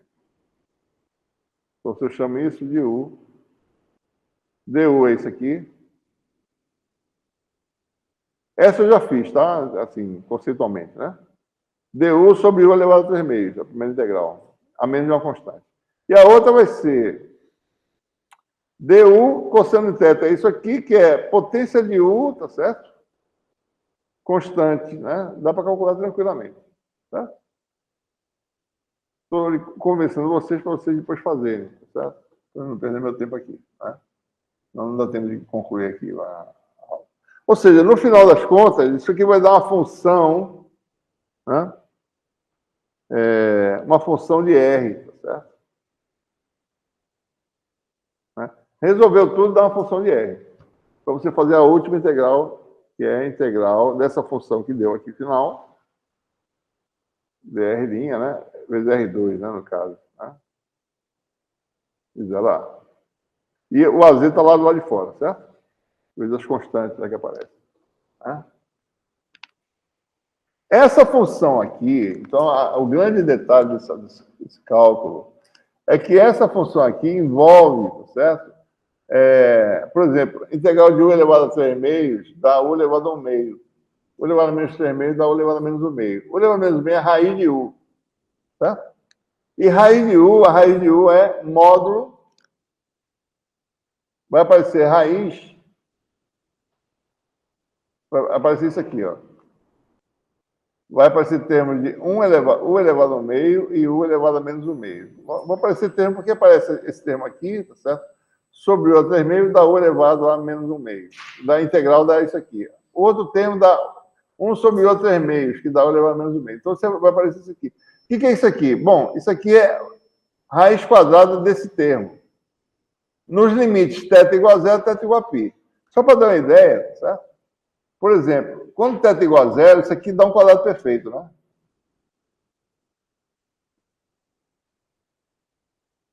Cosseno de θ igual a 1, né?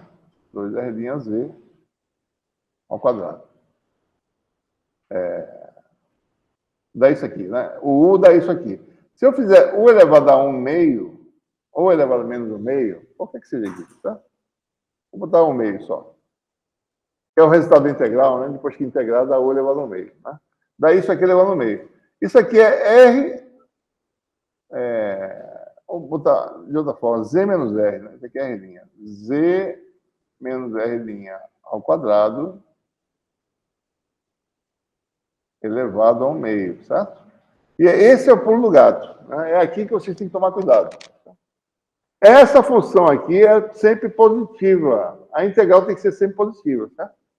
Quando eu fizer a raiz quadrada de um número quadrado, isso aqui tem que dar um módulo desse número aqui. É essa função que vai aparecer lá. Módulo. E não simplesmente Z menos R'. Por quê? Porque vai ter situações que Z é maior que R'. E vai ter situações que Z é menor que R'. Você tem que garantir que o resultado é positivo, porque aquela integral é um número positivo definido. Tá? Então, esse é o detalhe do cálculo aqui. Isso que vai fazer a diferença, se você está dentro ou fora da esfera. É esse módulo a grande chave da questão. Tá? Então, depois que você faz a conta, né, você mostra que o campo pode ser escrito dessa forma aqui. Ó. Define esse aqui como sendo... Esse aqui é o eixo Z, né?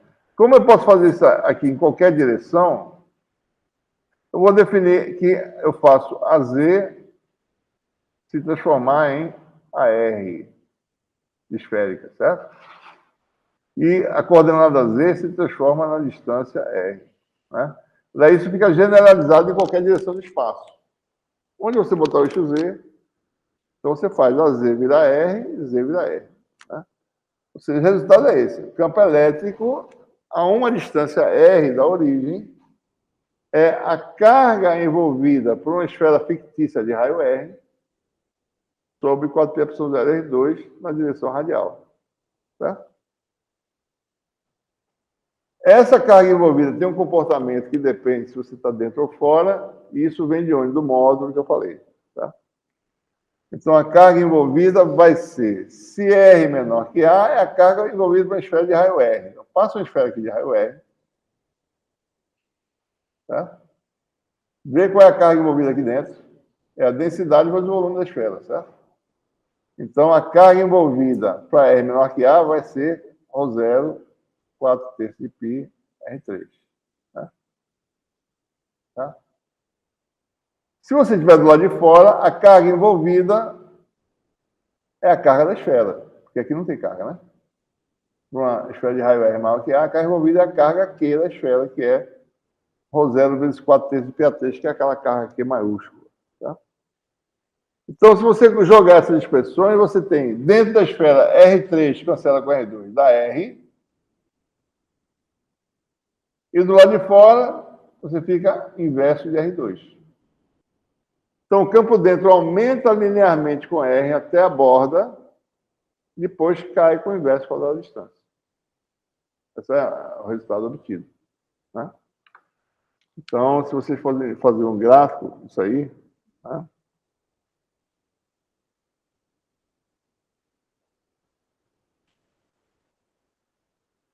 Você mostra, tá certo, que o campo tem esse comportamento aí, tá?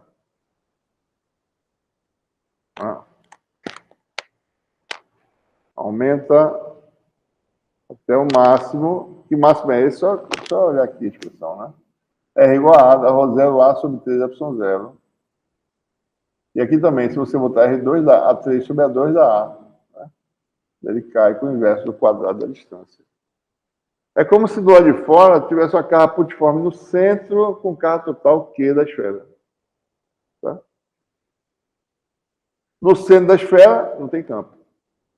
Tá? Se você estivesse no centro da Terra, você não sente força gravitacional. Tá? Está no centro. Né? Massa distribuída na esfera da Terra, né? Vai para o centro, não tem força. Vai se afastando do centro, você vai sentir uma força cada vez maior até sentir o máximo, que é a força gravitacional na superfície. Ok? Então, para mostrar para vocês como é difícil calcular, em alguns casos, né, por superposição. Tá? Nos exercícios resolvidos que a gente vai fazer outros casos também, né, de cálculo de campo direto. Né? Bom, aí nós temos a primeira lei importante para o eletromagnetismo, no caso, o campo eletrostático. Essa lei também vai valer para campos dinâmicos, né? Vai dar uma equação de Maxwell, que é a forma final dessa equação para campo dinâmico. Né? Vamos definir, no vácuo, por enquanto, esse vetor D. Né? O vetor... deixa eu botar aqui, talvez... que roxo é melhor. O vetor é chamado vetor densidade de fluxo elétrico. Né? Essa é uma definição específica só para o vácuo, por enquanto. Por que a gente está fazendo isso? Para eliminar o epsilon0 de algumas das fórmulas. Tá? Vou eliminar o epsilon0. O que a gente faz? A gente define uma réplica do campo elétrico, que é esse vetor D. Né? Dizendo que ele é simplesmente a permissividade do vácuo vezes E. Chamado vetor densidade de fluxo elétrico, também conhecido como vetor deslocamento elétrico. Né? Se você for ver a unidade dele, certo? Se você tirar o epsilon0 da fórmula do campo, fica, por exemplo, carro-pontiforme, né? Uma distância R. O campo E nós já calculamos, o vetor D seria o quê? Q sobre 4π sem o epsilon0, né? 4π R2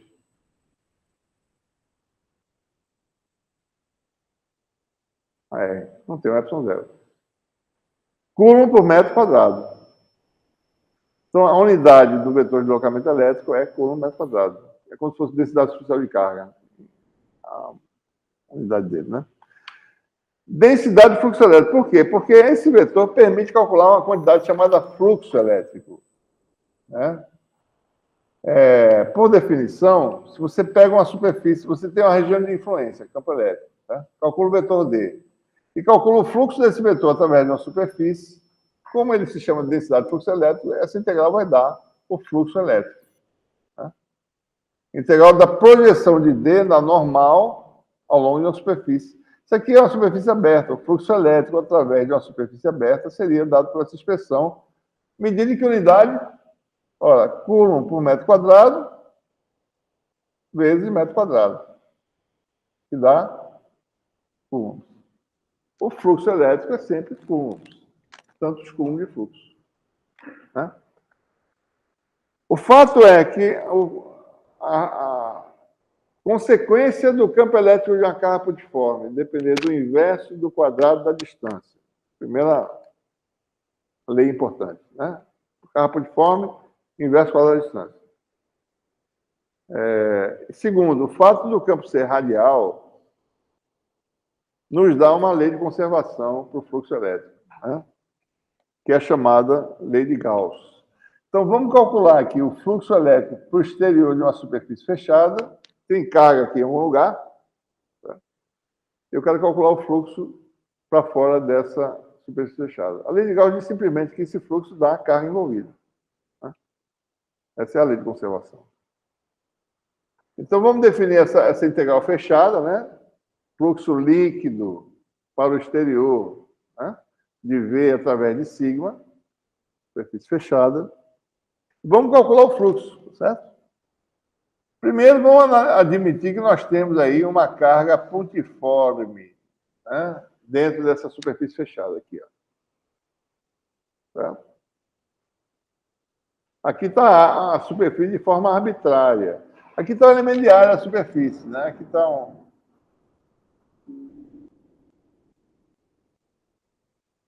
Tá difícil, rapaz. Aqui está o elemento de área. Um pouquinho mais. Ele é mais plano aqui, né? A área está para cima. O campo elétrico dessa carga, está exagerado o tamanho dela, mas é a carga pontiforme, tá certo? É radial e o D também, né? A direção da R. E vamos calcular o fluxo devido a essa carga para a superfície fechada. Ora, o vetor D que eu acabei de falar dá Q sobre 4πr2 a R, né? Então, se eu calcular D escalar D sigma, certo? Vai dar Q sobre 4πr2 a R escalar D sigma. A R escalar D sigma é a componente radial em esféricas do vetor da área diferencial. E essa componente radial nós já falamos no capítulo 1. É R2, diferencial de ângulo sólido. Aqui está o ângulo sólido, tá? Esse canudo aqui, ó, tem um ângulo sólido de ômega. Né? Ora, então vamos calcular aqui, né? Então, o fluxo elétrico de psi vamos recapitular, integral fechado de D sigma. Eu peguei a expressão para o D para uma carga pontiforme. Né? Vai dar integral de Q sobre 4πr2. Daí tem um AR do vetor D, produto escalar lá em cima. Vai ficar D sigma escalar o AR. Isso é o quê? Componente radial do D sigma. E a componente radial do D sigma, nós já falamos antes. R2, diferencial de ângulo sólido, né? Então, essa integral, ou seja, fica se é, né, igual a integral na superfície fechada, eu vou fazer assim, né, só para lembrar. Né? Q sobre 4πr2 vezes R2 dá Q sobre 4π de ômega. E aqui vai dar Q sobre 4π integral numa figura fechada da diferencial de ângulo sólido. Isso aqui dá quanto, pessoal? Qual é o ângulo sólido da figura fechada? Qual é o ângulo plano da figura fechada? Quantos radianos? Uma volta completa dá quanto? 2π? E numa figura no espaço tridimensional, quantos esferoradianos são? Tem que saber tão bem quanto saber do ângulo plano. 4π. Certo? Esferoradianos. 4π com 4π cancela, o fluxo elétrico igual a... Aqui. Observem, não dependeu da forma da superfície. Eu fiz uma superfície maluca qualquer lá. Não depende da forma, só depende da carga envolvida. Né? Se essa carga estiver fora, você vai perguntar, bom, e o fluxo agora vai dar quanto? Bom, eu posso dizer o seguinte, ó, tem campo, mas a carga agora está fora, certo? Poderia dizer dá zero porque Q é igual a zero. Tá, verdade. Mas eu estou botando a carga lá de fora aqui, certo? O que acontece? Observe a construção, né? Aqui está a carga. Vamos calcular o fluxo dessa superfície fechada, certo? Superfície regular aqui. Daí tem essa parte de cima, né, que eu estou dividindo em duas partes. Uma parte em que, a partir desse cone aqui, as linhas de campo são todas tangenciais. Né? Daí tem um fluxo aqui. Essa figura fechada subtende esse ângulo sólido ômega máximo. Né? O fluxo dessa superfície vai dar uma fração Q sobre ômega. Né? Certo? Se eu calcular aqui nessa superfície, dá simplesmente... Desculpe. A fração é ômega máximo sobre 4π de quê? O fluxo nesse canudo aqui, nesse cone, devido a essa carga, vai ser nessa superfície, que tá, o D está para fora mesmo, né? A área está para fora, não é isso? E o D forma um ângulo menor que π sobre 2, né? Vai dar sempre positivo. O resultado final vai dar ômega máximo, uma fração, né? Ômega máximo sobre o ângulo sólido total, sobre 4π de quê? Na de baixo dá a mesma coisa, só que sinal negativo, porque o D, aqui, por exemplo, né? O D faz isso e o D sigma faz isso. Dá um produto escalar negativo em todos os pontos dessa região de baixo. Então, o resultado de baixo dá menos ômega máximo sobre 4π. Vezes Q. Resultado, dá zero. Carga fora, dá zero. Carga dentro, dá Q. Esse é o resultado. Né? E daí a gente generaliza esse conceito. Tá? Esse princípio deve se valer para qualquer quantidade de carga envolvida numa superfície. Não é difícil mostrar. Tá?